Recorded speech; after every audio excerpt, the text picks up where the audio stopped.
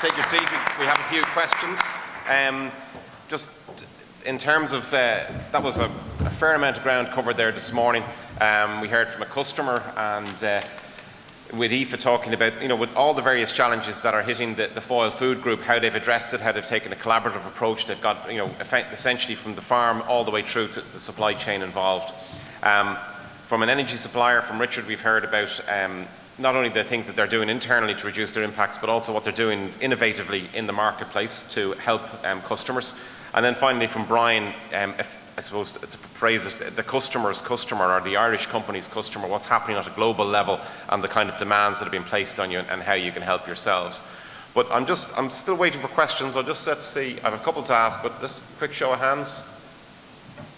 Okay, we get the mics moving. So a question that was brought to us by David Fitzgerald from Dairygold is, and I'll maybe go in reverse order, so Richard, Aoife and Brian, how do you think COP21, the meeting in Paris this week, will impact on your businesses? I don't want to feel complacent, but I think it's business as usual for us, because we've set out actually a plan for 2025 and how we're going to reduce our carbon footprint.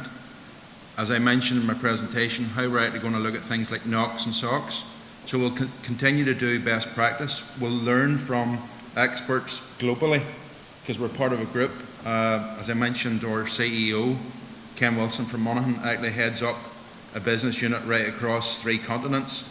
So we take good practice, whether it be from Asia, South America or wherever, and we apply that knowledge and experience in Ireland. So we do have a longer term plan rather than 2020. It's actually, at the present time, it's 2025 we're working to. Very good. Aoife? Yeah, I was looking at what Enda Kenny was saying last night about it, and he's obviously going to bring in new legislation and try and get everybody on ball and reduce our emissions and that, but I would agree with Richard. We've already committed to our 5-year Origin Green Plan.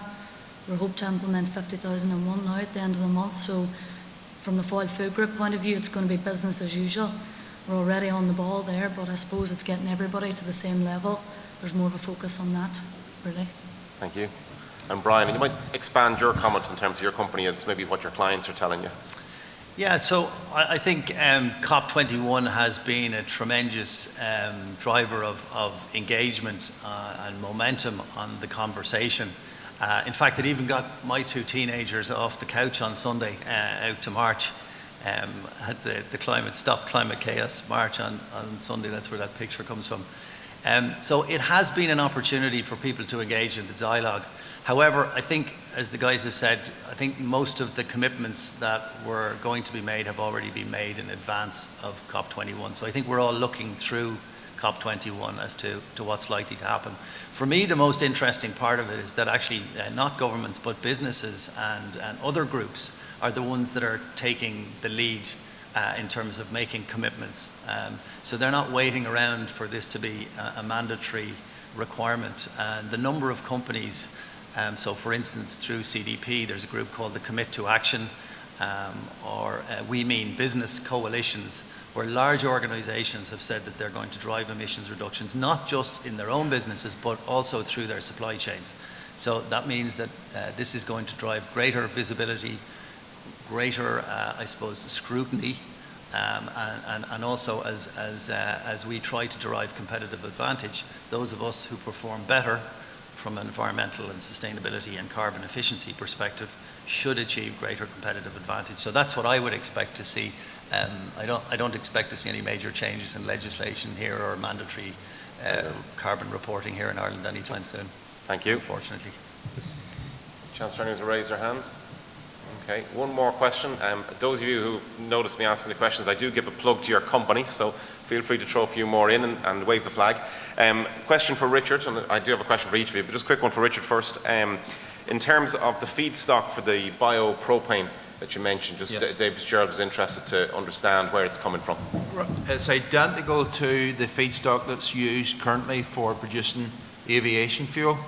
It's sourced right throughout Europe. In fact, I can definitely confirm that it comes from part of the process. It comes from Ireland. It's waste product, that we don't have, unfortunately, the capability in Ireland to process at present time. So it does have to go to a specialist treatment and processing plant in Rotterdam. The Irish product that leaves Ireland will come back to Ireland. That's what we've agreed with Neste, who's going to process it. So it's indigenous effectively because it leaves Ireland, it's processed and comes back here, and that's been checked. Neste themselves are certified throughout with various European bodies that the fuel stocks, I mean, there's all issues about land use and using land for energy rather than for food process. This company, Neste, they've taken a very strong approach for the last 15, 20 years that they will not have any impact in the environment. So they are way streets ahead of any other companies that we know of globally in terms of renewable or advanced biofuels. Very good. Thank you, Richard. And Aoife, you showed us the fairly dramatic picture of yourself up against the AD plant and the big tank, but how did you overcome what I would see as maybe the planning obstacles that are often put in the way of AD plants?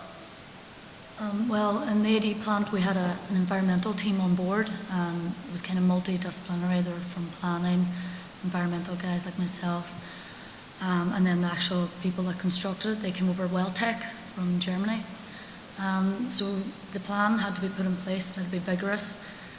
We're built up it's in a built-up area, so there was a lot of consultation with the local people to try and get the ball rolling, but it was very positive and all.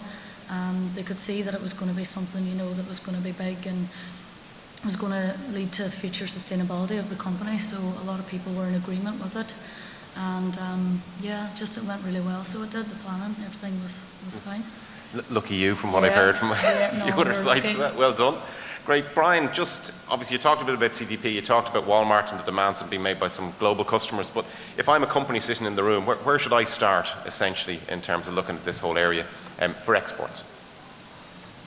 Yeah, so I mean, I think the first thing is to obviously, if you haven't already measured your emissions, is to go and do that, and that's a relatively simple process. So again, if anybody wants to go through that, I'm happy to go through that with you. But once you've done that, then the process of actually reducing your emissions and engaging with employees and other stakeholders begins. And again, there are schemes in place to help you do that. I mean, SEAI obviously provides valuable assistance in terms of the energy space. Enterprise Ireland, Declan is here, also provides a lot of support and funding for companies who want to, be it measure their emissions or to implement an ISO standard. So some very practical stuff that companies can do. I would tend to suggest that Origin Green is a great program, but it still is an Irish brand, and it's hopefully will be recognised globally in time. But companies that are exporting would need to consider the other sort of more global aspects of what companies will expect to see, and that would be something like either a CDP or some of the other global platforms. It might be in terms of paper use. You might select more sustainable chain of custody materials externally that would be recognised. So look to what your competitors are doing on an international basis and see how that fits in. I think whoever designed the Origin Green program did a super job, because it does fit in quite well with some global best practice in the area. So you shouldn't be talking about something completely different. Just one other comment back to the COP21 that I thought of. Apparently we have committed the grand sum of 6 million euros to alleviate climate change impact on developing countries. And I saw that I was a little embarrassed by that.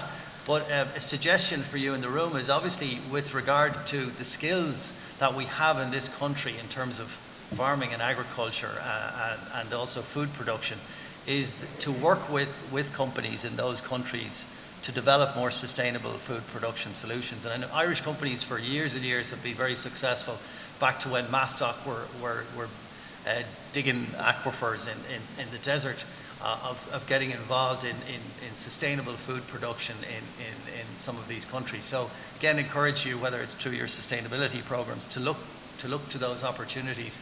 The ministers in Nigeria at the moment, as to where we can spread the news or the gospel of sustainable food production around the world. Thanks very much, Brian.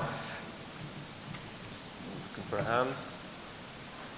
Okay, so we're nearly at the coffee break. I think we've heard 3 great presentations there, one from a customer, one from a supplier, and one from an advisor that can advise all of you in terms of how to export. And to give a plug for the workshop that's on, I think at 1:45, Brian, right, for those of you who are interested in getting a bit more detail on that. And please do approach our speakers over the coffee break. I'd like just to give you a reminder about our exhibitors and sponsors who are here. There's quite a number there offering various services. And as Brian just said, Enterprise Ireland are here. But you'll also find Improva, King & Moffat, Caller are out there. I spotted a new company I hadn't seen before there, ESCO-Pod, and I'm sure there's many others, including Certification Europe, to go and have a chat to. So please make the time over the coffee break to have a chat with them and see how they can help you achieve your goals. We're due back at 11:30. I'll maybe make that 11:30-ish, and we'll ring the bell at an appropriate time just after that, just to get you back in on time. Thank you all very much indeed. Cheers.